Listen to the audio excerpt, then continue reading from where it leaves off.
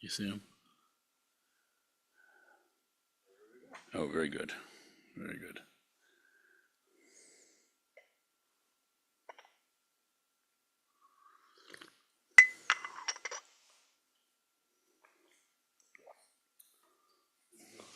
Good to go. Thank you.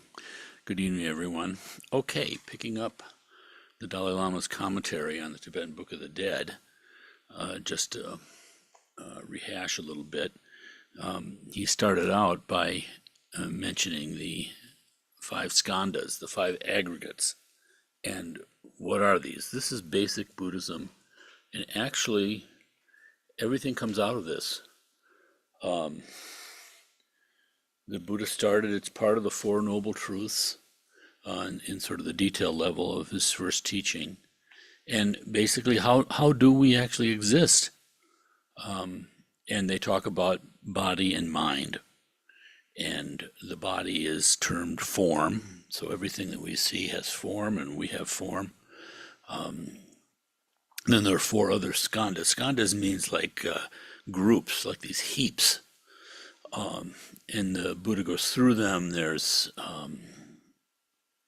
feeling, first of all. We have some sort of, awareness of something other than our form, some outer kind of opposing existence. And there's the feeling that comes up. And this is not like psychological feelings, the detailed ones, but rather just either attraction or aversion or neutrality. So there's a general, in our mind, this general sense of either desirous or even fearful but pushing away, or just neutral. I mean, nothing there. And if you think about it, as we go along during the day, you're driving through traffic or you're at a football game or whatever, and there are all these people. Most of you're just neutral.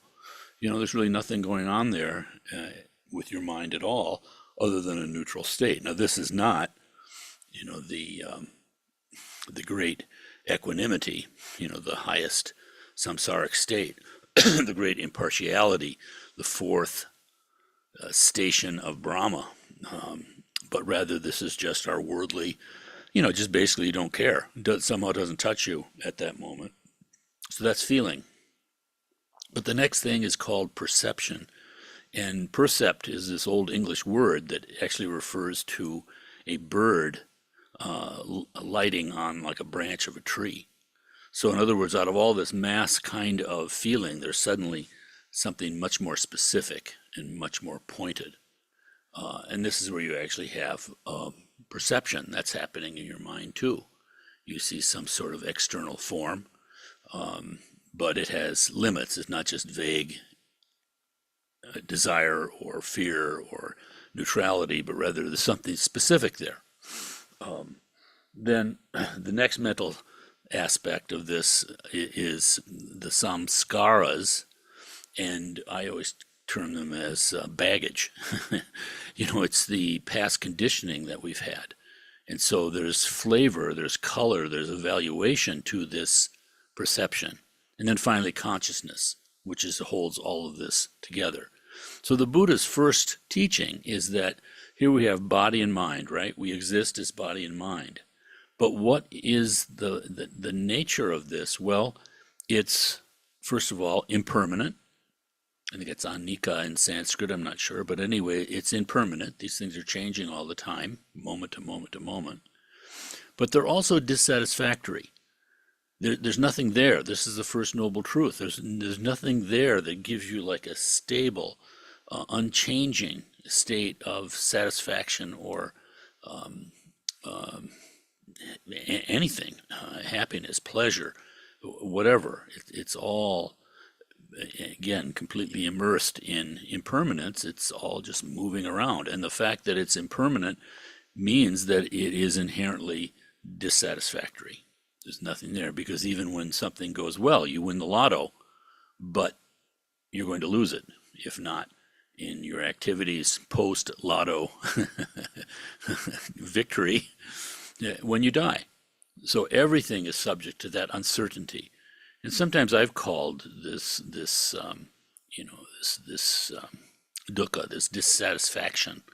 It's like like a tuning fork in our heart. It's always vibrating. It's never completely still. in our ordinary worldly state. So it's suffering, it's impermanent, but also it's anatta, no self.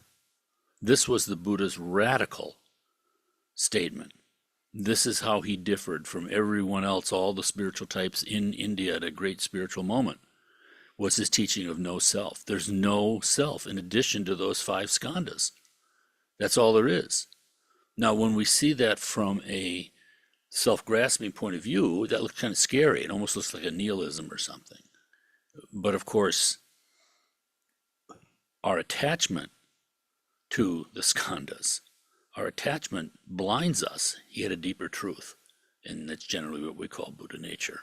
But nonetheless, so that's where we were, the Dalai Lama starting out with this fundamental teaching on how we exist, basically, the 5 skandhas, and as his introduction leading into his discussion of the Tibetan Book of the Dead. So it's very important because even these highest teachings are all coming from that. And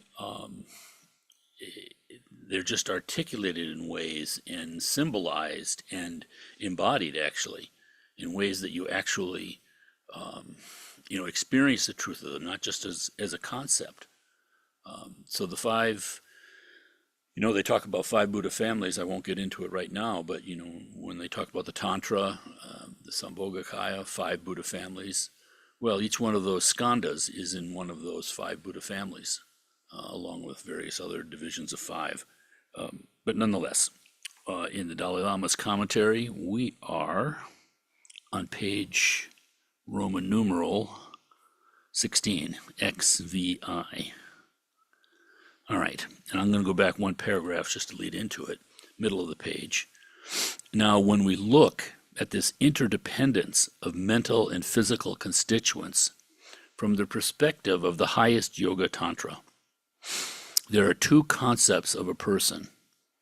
One is the temporary person or self, that is as we exist at the moment, and this is labeled on the basis of our coarse or gross physical body and conditioned mind, and at the same time, there is a subtle person or self, which is designated in dependence on the subtle body and subtle mind.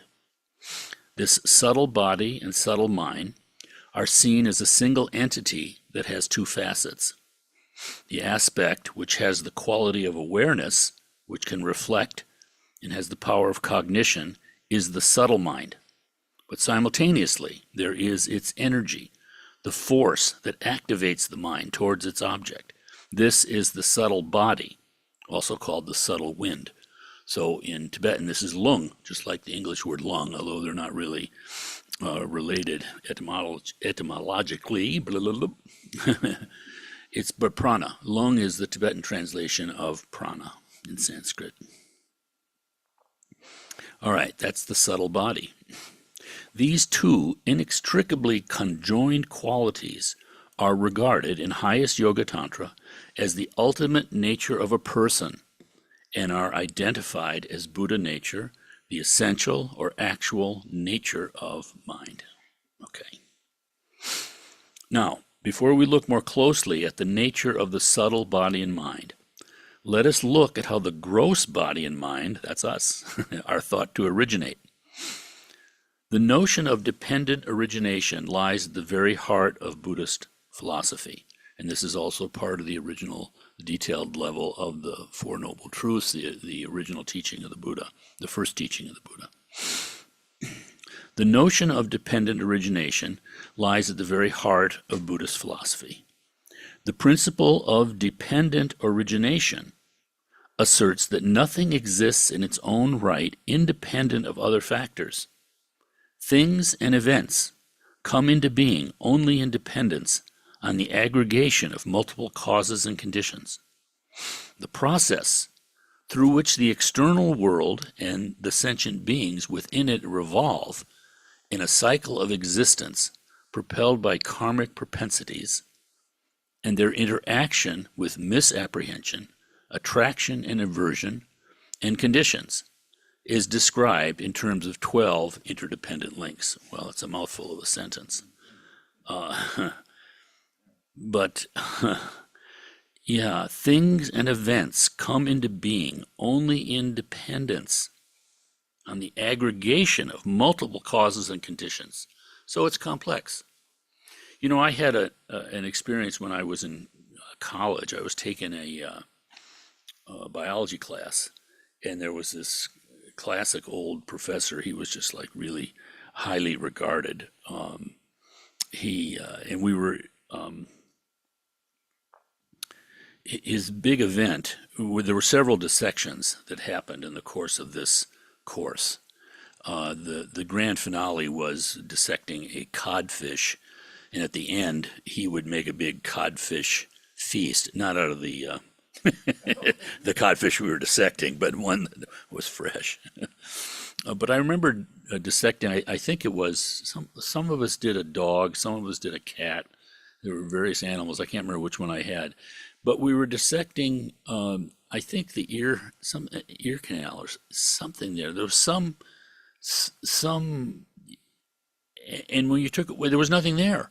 I mean, I realized there was no thing there. It was just this space that was a void somewhere in the body. I can't remember where it was in the anatomy.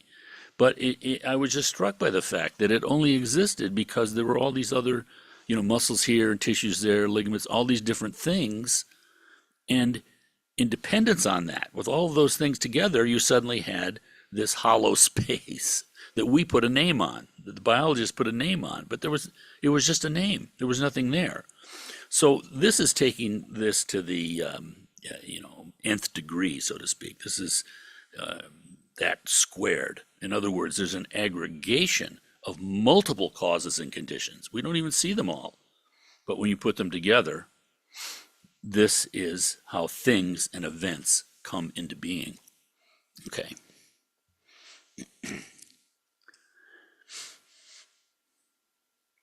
Each cycle of the process begins with a misapprehension of the nature of actual reality.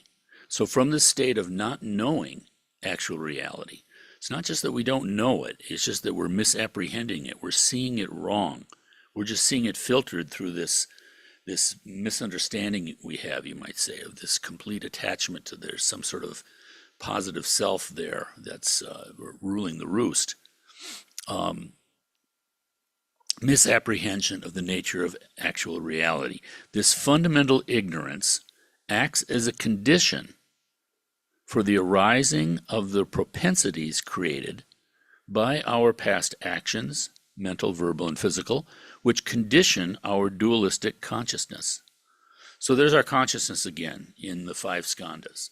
And of course, it's colored like by the samskaras, our past experiences, which are stored in, according to one Buddhist tradition, particular philosophical school, they're stored in this, what's called the alaya.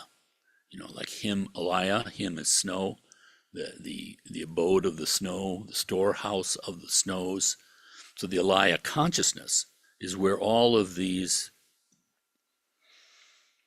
we're unconscious of it. They're stored in our consciousness, but we are not consciously aware of our own consciousness, you might say.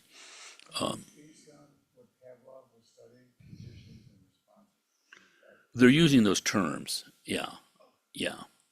But they're just speaking of any kind of condition that happens. A match strikes a rough surface and fire comes. So you had different conditions there.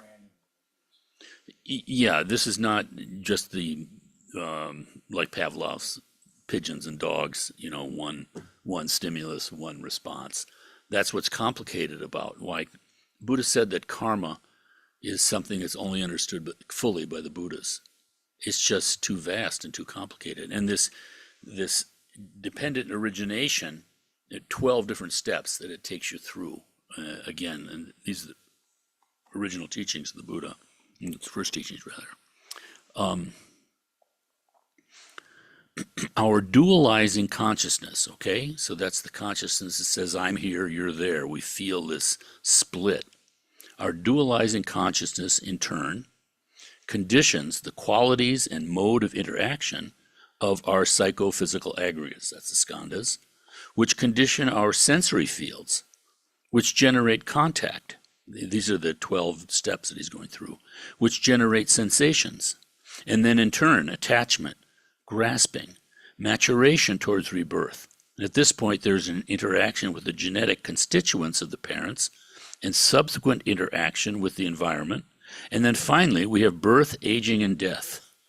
This cycle can be viewed as both illustrating the underlying processes of life, death, and rebirth, and as an illustration of the processes to be transformed on the path to liberation from suffering in cyclic existence.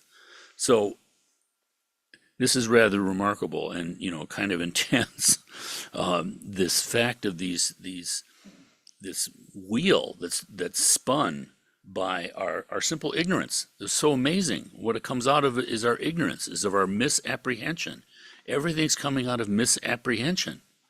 And this whole process is unleashed based on our karma, which means based on the things that we have conditioned the way that we have conditioned our mind through successive misapprehensions and reinforcing. We've all seen how this happens kind of on a very gross kind of level, that people have a certain kind of assumption in their mind, and they look and they see things that reinforce that assumption.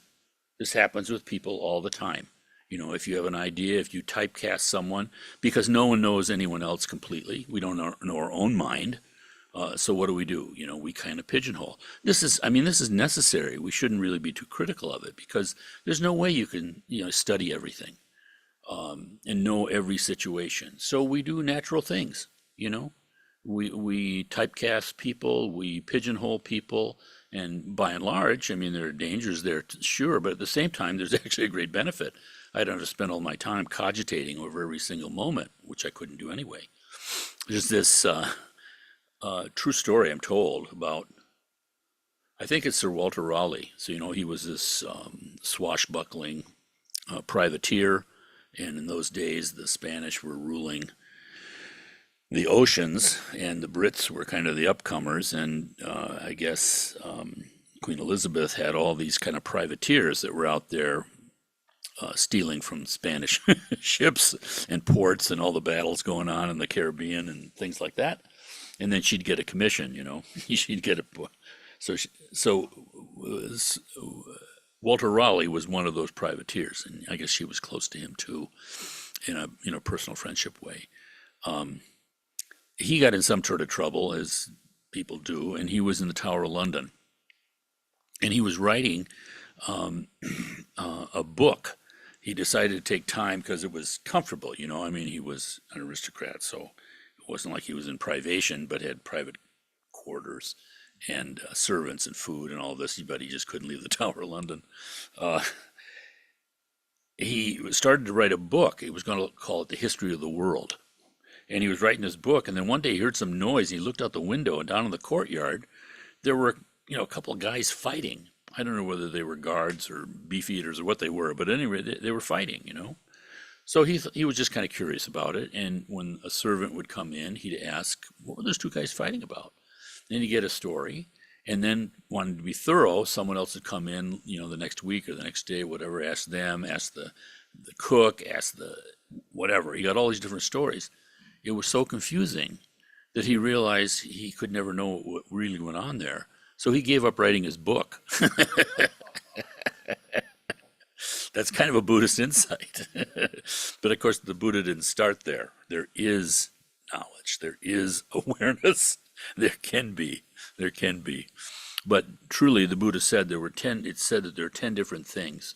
10 things hard to know, which only a Buddha can know. And one of them is karma, the complete workings of cause and effect. So you can see the complexity here. The notion that there is a connection between this life and the events of both our previous existence and our future existence follows from the Buddhist understanding of the natural law of cause and effect. For example, although we can speak of yesterday's weather and today's weather as distinct, today's weather is inextricably linked with the weather patterns of yesterday. Even at the bodily level, in the case of our physical health, for example, we know that events in the past affect the present, and those of the present the future. Similarly, in the realm of consciousness, the Buddhist view is that there is also this same causal continuum between the events of the past, present, and future. The Buddhist understanding of the continuity of personal experience, including our memories, can also be considered here. The Buddhist view is that the continuity of personal experience is primarily founded on the capacity for retention, which can be further developed during one's meditative practice in this life. However, generally speaking, it is thought that if a person dies after a prolonged period of illness that has led to a prolonged degeneration of both physical and mental capacities, there will be a greater chance of many of the personal characteristics, including memories, etc., being lost. On the other hand, in the case of someone who dies a sudden death, when the mind-body relationship at the gross level is still very firm, it is thought that there is a greater chance of carrying forward the acquired characteristics and memories, etc. Nonetheless, in both cases, the characteristics carried forward from a previous life are generally thought to be most strongly felt at an early stage of one's rebirth. This is because the personal characteristics of the previous life are thought, generally speaking, to be quickly overwhelmed by the developing characteristics inherited from the parents of the present life. Nonetheless, as I have mentioned, much depends in this respect on the individual's capacity for recall, and this capacity for recall is dependent on a deepened retentive training acquired in this lifetime. Okay. Now, let us look at the possible states of existence one can be born into. He'll have more to say about this. From the Buddhist perspective, rebirth in conditioned existence can take place in one of three realms: the formless realm, the form realm, that's the subtle form realm, or the desire realm, that's us. The form and formless realms are fruits of subtle states of consciousness, attained upon the realization of certain meditative concentrations. Our realm, the desire realm, is the most gross of these three. 6 classes of beings are described as inhabiting the desire realm. Gods, these are the mundane celestial beings whose primary mental state is exaltation. There are, in the subtle form realm, there are higher gods. So these are the mundane celestial beings. That's where the Buddha took birth from, to this human realm, from one of the Tushita heaven. His mother, when she passed away right after his birth, was reborn in one of these mundane celestial beings, the god realms of the desire realm. Okay. Anti-gods, who are predominantly hostile and jealous, these are the Asuras in Sanskrit. Human beings, who are influenced by all the 5 dissonant mental states. Animals, who are under the sway of delusion. Anguished spirits, who are under the sway of attachment and unsatisfied craving. And hell beings, who are overwhelmed by hatred, anger, and fear. In the literature of highest Yoga Tantra, the evolution of all the 3 realms of conditioned existence are described in terms of differing expressions or states of energy. And as I have mentioned, it is said that our fundamental ignorance is the root of conditioned existence, and that karmic energy is its activating force. In the Buddhist view, therefore, it is the nature of our habitual tendencies that generates our future existence, driven by the natural law of cause and effect. So he's setting the stage here. He's still continuing to describe this process of continued consciousness, this process of rebirth. And I might say, too, some of you have heard me say this before, again, that the Buddhist teaching is technically rebirth rather than reincarnation, in that reincarnation I mean, I guess either way, either term could be misunderstood this way. But somehow reincarnation, carne, the body, flesh, it's like, again, a absolute substance, like a soul or something, is, hopping into successive bodies. Whereas rebirth could be wrongly understood that way too, something being reborn. But the Buddhist idea that they say it's like the transference of a flame from one candle to another. I mean, really, what's passing over? You can't really say this is the middle way, of course. There's something that passed over, there's flame to flame, but that flame is completely different than this flame. But it's completely dependent on it. If that flame had not been there, there would be no flame here. And yet there's no thing, so to speak. The other example they give is a seal and hot wax.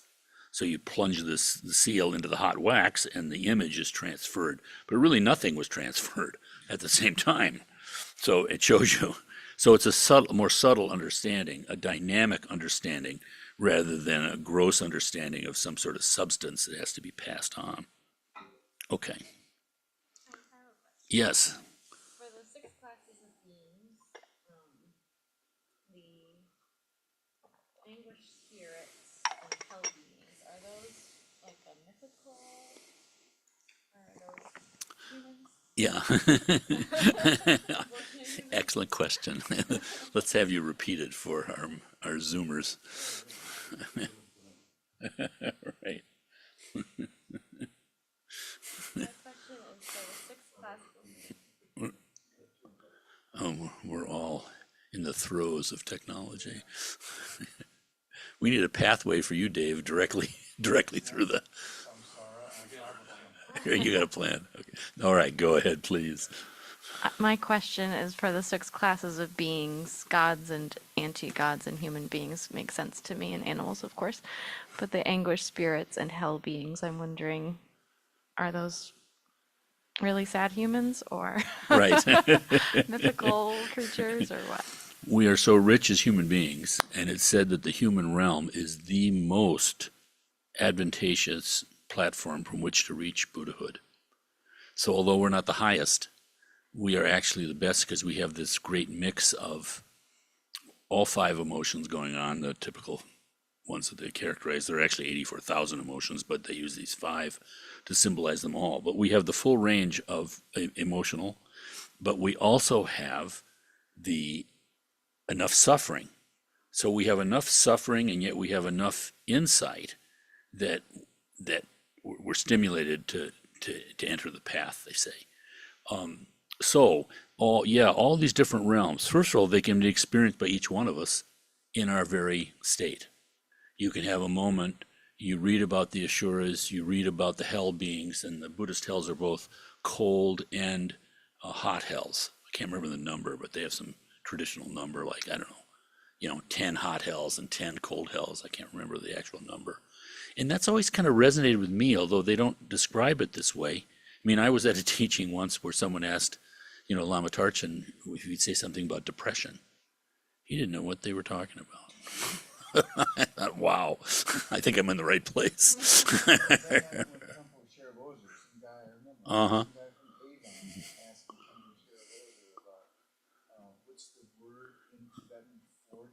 And there wasn't one.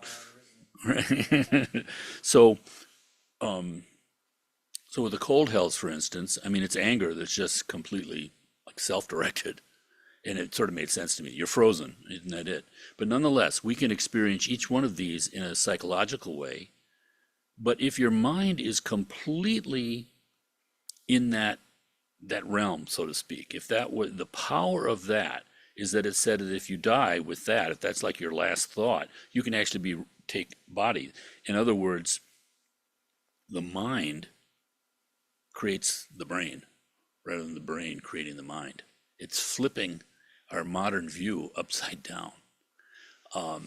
The higher meditational states too that they were talking about there, similarly, if you're in this place of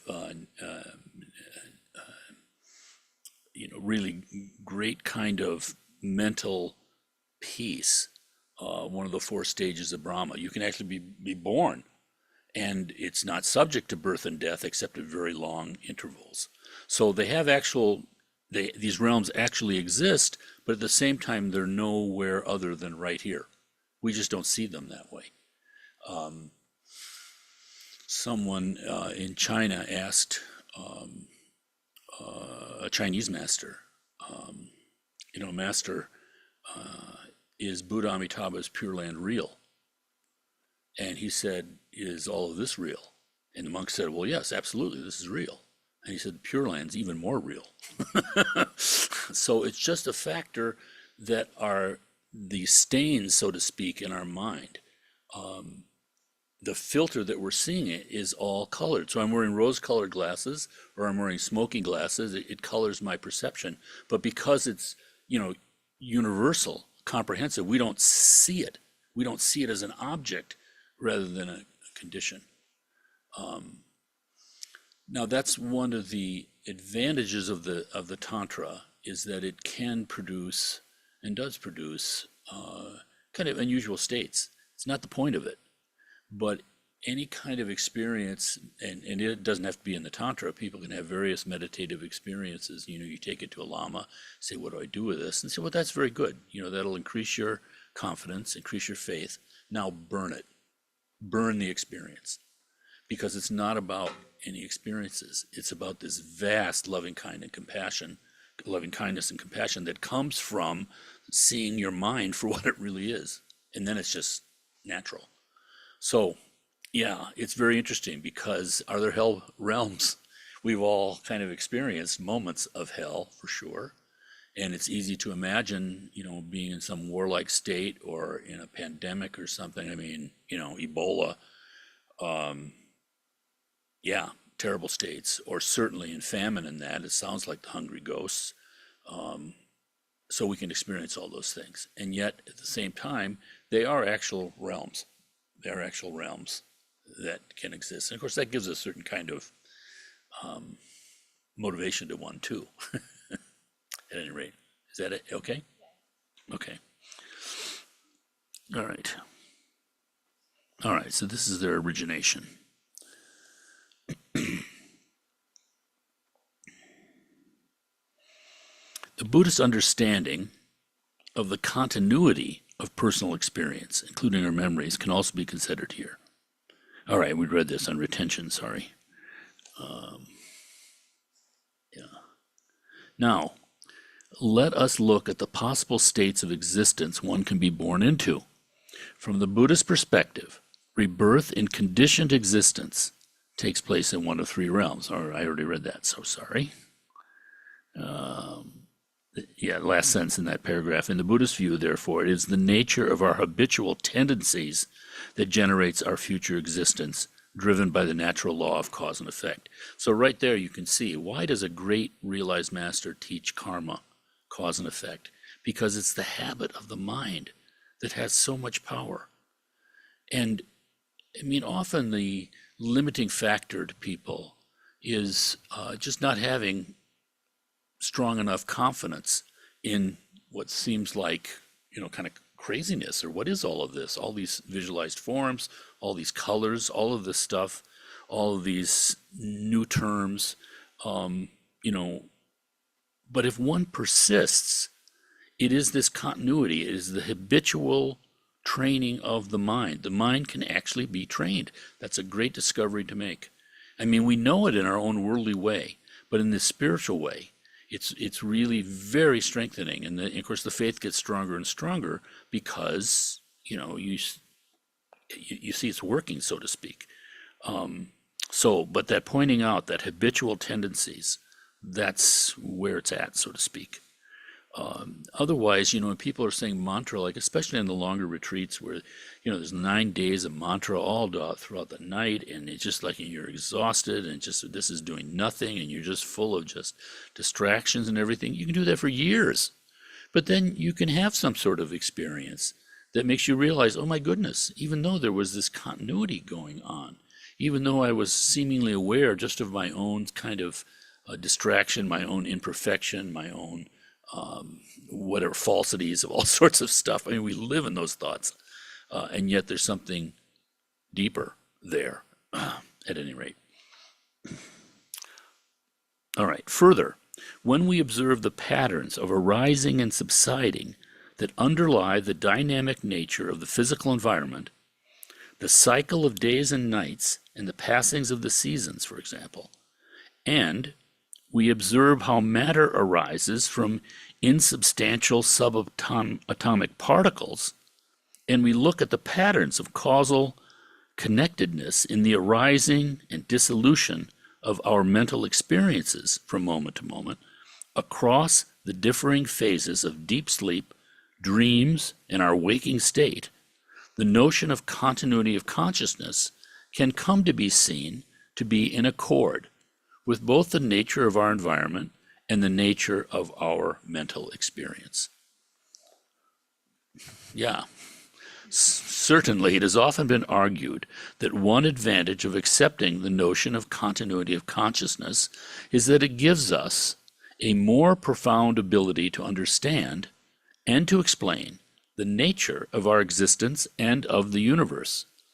In addition, this notion of continuity and causal interconnectedness reinforces a sense of consequences for our own actions in terms of both the impact on ourselves and the impact on others and the environment. So this continuity of consciousness, there's so much that is can be taught on this and this analysis that people do. It's really interesting, you know. We hear like a sound, like a thunderclap, and then there's some sort of gap, and then another thunderclap. And we talk of it as being two thunderclaps, right? We have the continuity of our auditory consciousness, which was even hearing the gap between, so to speak. And yet we speak of that as being two different events. Whereas if you see someone walk by and you momentarily close your eyes or look away and you look up, you think that's the same person. We say that's one person walking by, not two. So you're starting to see how our mind is actually working. All right.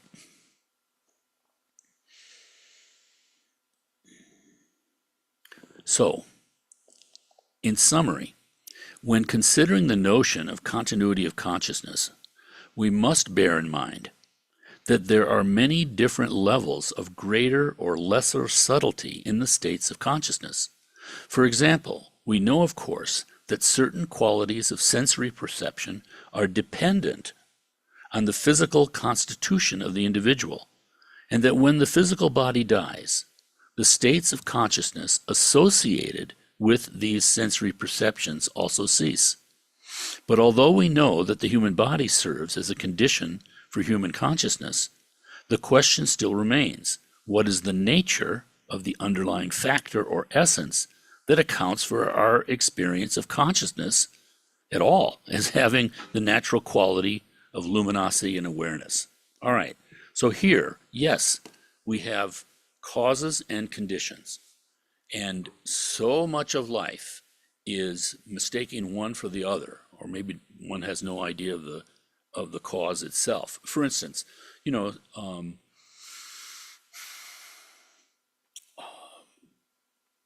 someone has a triggering thing, you know, they insult your mother, and this anger arises. We spend all our time chasing around those outer triggers because we think they're the cause of it. But the cause is actually in ourselves. When the conditions arise that are proper, they manifest. It's the causes and conditions coming together. So the Dharma is very much looking at the causes. And once you see the cause, then the condition doesn't necessarily trigger it, because that cause basically is ignorance, is not knowing. And you can see that, you know, you certainly see it in the extremes of emotion. Easier to see in other people than ourselves, but clearly we experience too. You know, we say, I lost my mind. I just sort of exploded. It's like something takes you over. I think, I don't know if it's Shantideva, but something like, you know, it's like we let these emotions, these negative states, like colonize our mind. They just control, they own it, but they really don't. They really don't. So, yeah. Now, he's going to get into that what is this gross self, he's already touched on it, based on? Our gross mind based on this body. This body's gone. It's like our gross mind is gone. And we see that in an inert corpse. But now the subtle mind, he's going to get into that too. Where are we in time? We got just a little bit more.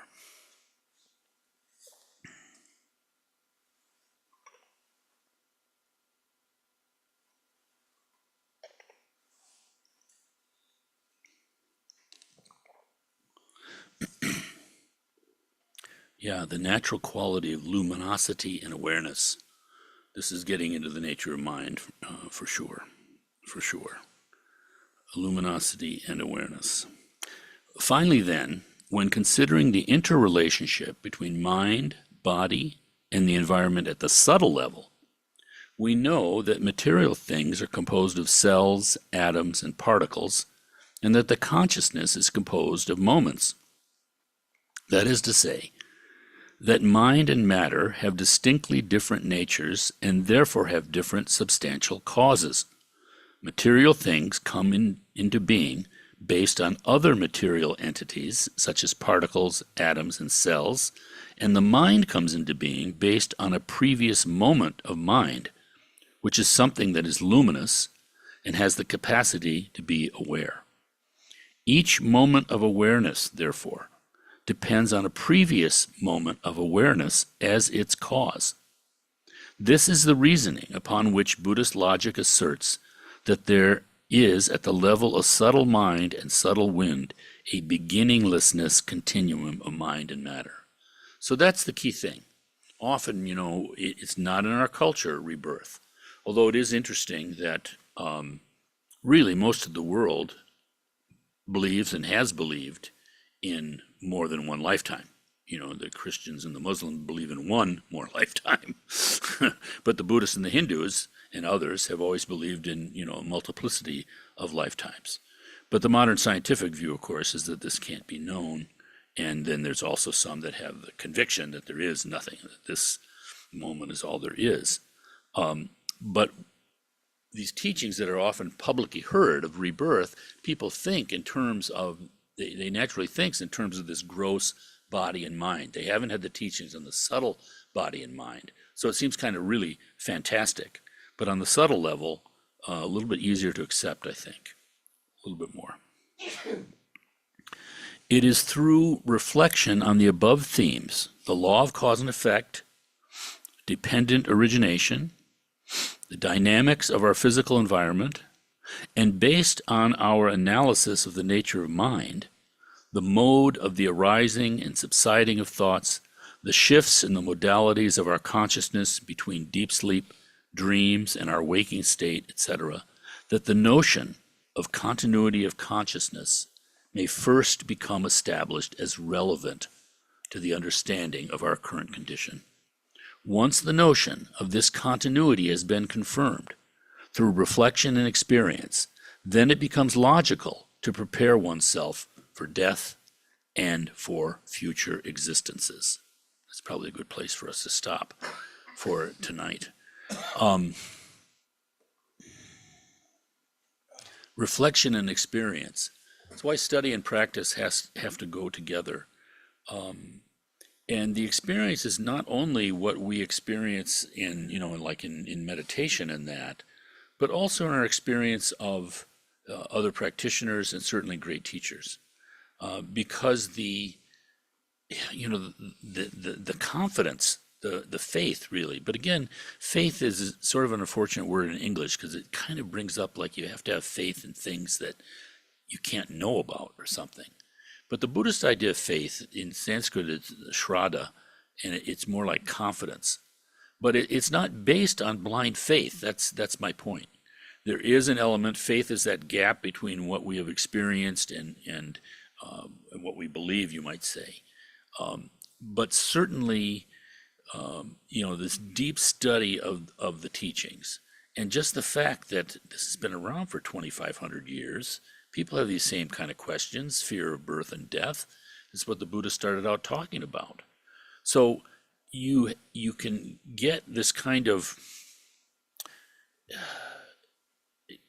convincing yourself, so to speak, or at least, having leaving your accounts with reality open.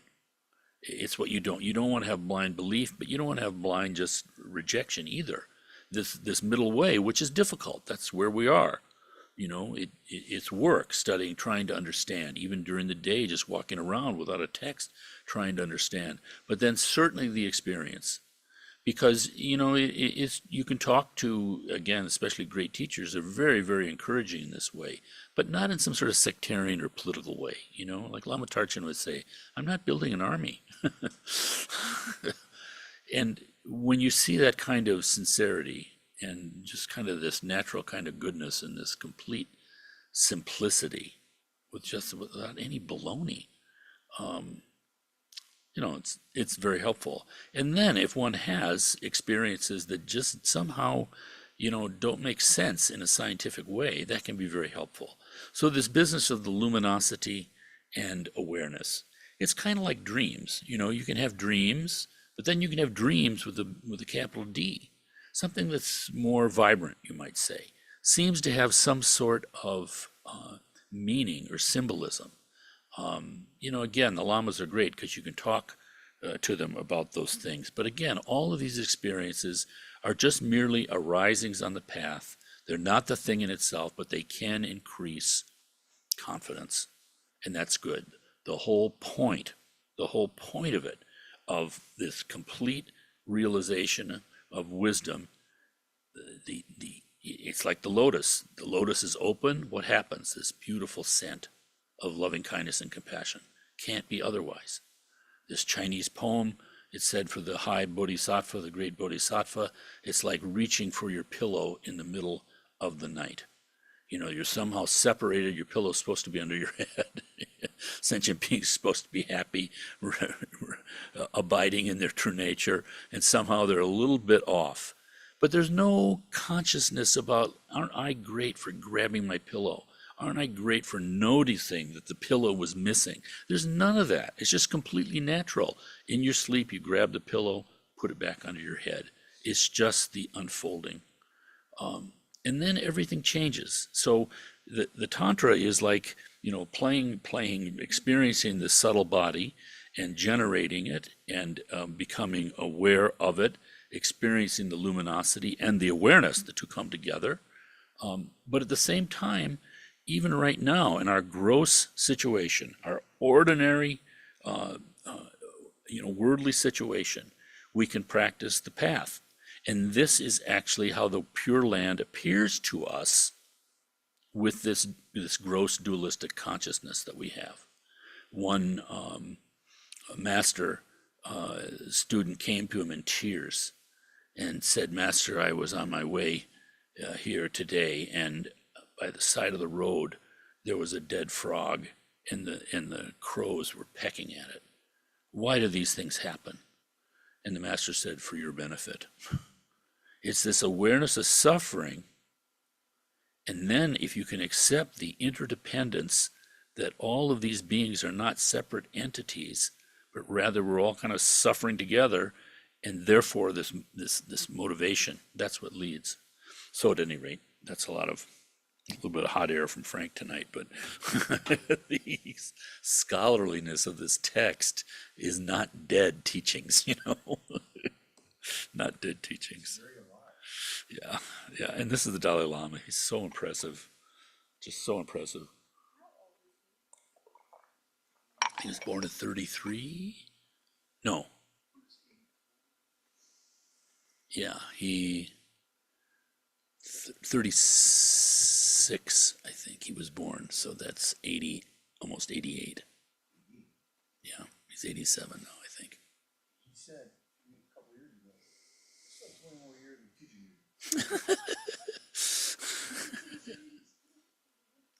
Have you ever seen it?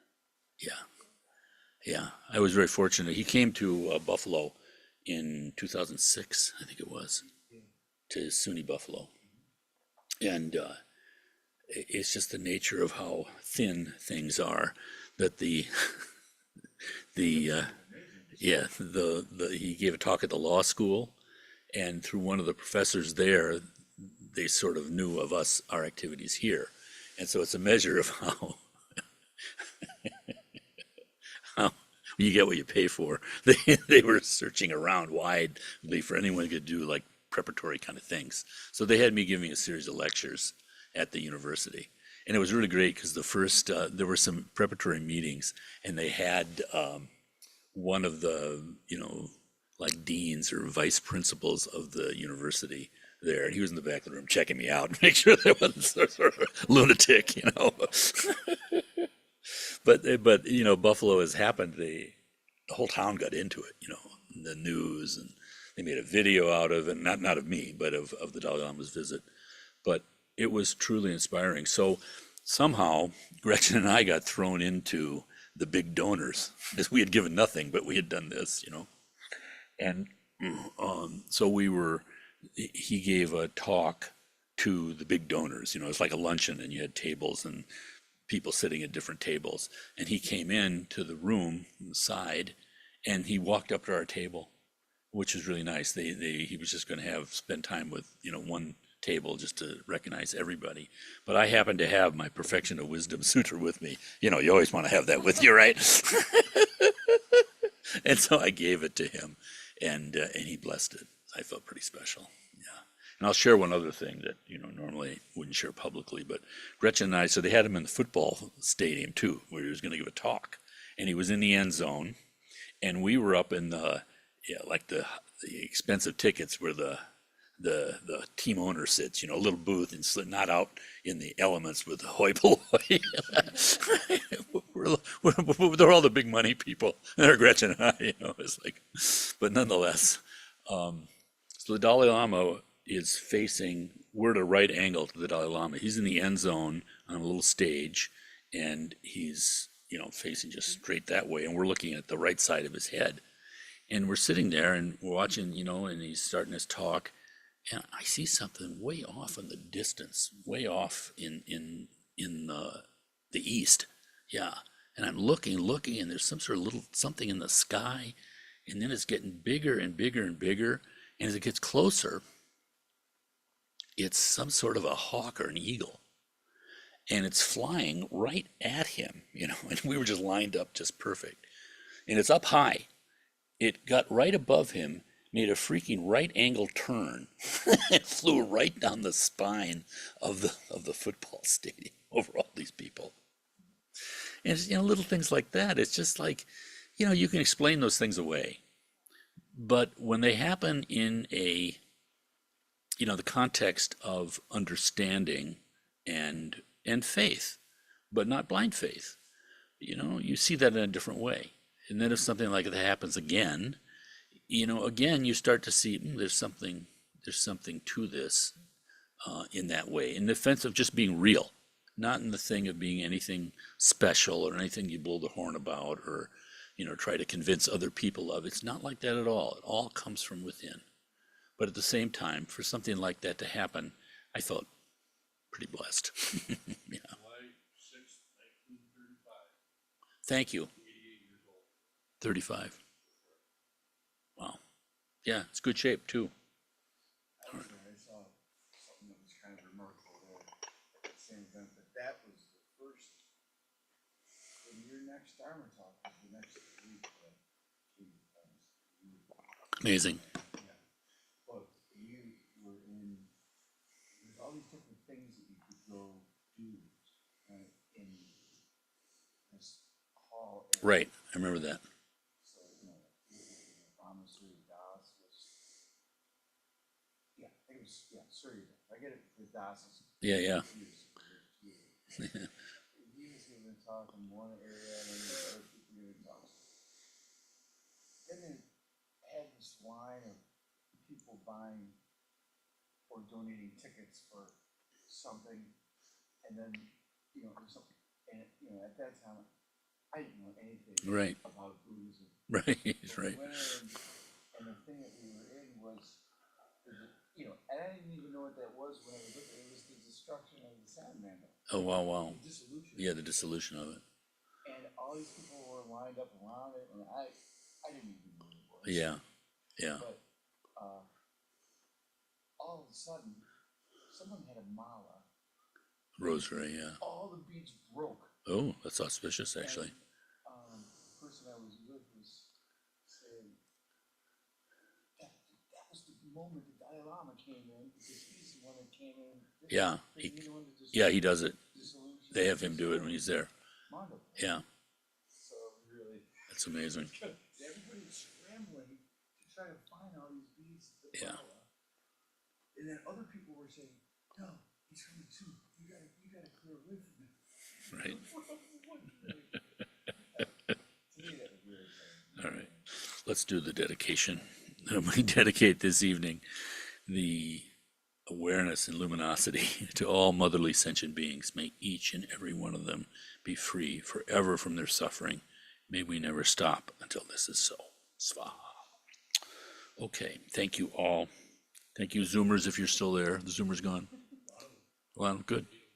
Yeah, I was supposed to give Sarah and Chris a ride, and I didn't check my phone. And I got a text from her and said, "Are you coming?" And I was already here. I said, "Whoops." It's called awareness. The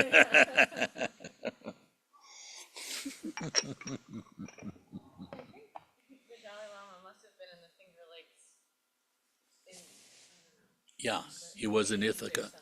Yes, he was at Cornell. Yeah. Right. North American Seas. Were you there for that? No, my father-in-law drove him, was like his chauffeur though. Wow. And I have to ask him more about it. Yeah. Yeah. He always says how he was just, my father-in-law is like a very intelligent but simple man. Yeah. And he can talk to anybody, right? Yeah, It yeah. doesn't matter if the person's, if they speak the same language, he can still sit. Yeah. I remember we got married in Honduras and he was sitting next to our like taxi driver, talking to him for an hour. The guy didn't speak a word of English. Right. My father-in-law was like, they're having like a nice exchange. Yeah. Like that's just like how he really is. But like the Dalai Lama was obviously easy for my father-in-law. Yeah. He wasn't But that's, attention or but anything. that's it. That's the experience, because people see all of this and they can get lost in this, and yet it comes right down to, how can someone with this kind of education, can you imagine sitting down and dictating this, because he didn't write this out. So to have this kind of knowledge, and yet completely Nobel Prize, all this stuff, and yet, yes, completely there, able to talk to everybody, just a human being. And that's the real teaching. You get that and you just say, Gar Rinpoche is like that completely. It's just like, you read and you hear him teach, and it's just like, oh my goodness. Of course, there's a benefit in that too, because there's immediate humility. No matter how much arrogance you have, you're a little bit humbler because I can't pretend, I can't pretend.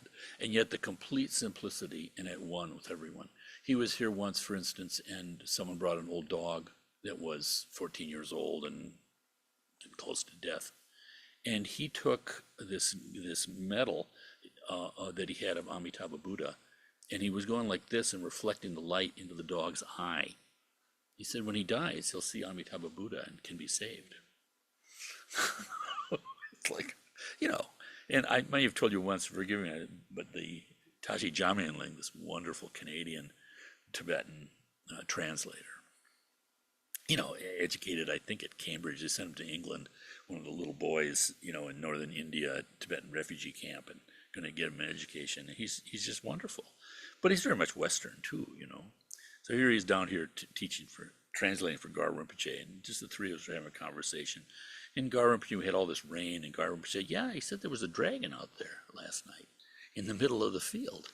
And Tashi goes, Rinpoche, oh, you were just saying that, right? Then no, there was a dragon. So, this is where it leaves Western Buddhism and goes to Buddhism. It's like, I don't want to hear about that. I just want to hear about therapy. I'm feeling happier. All of those things, and all that's important, but pretty amazing. All right.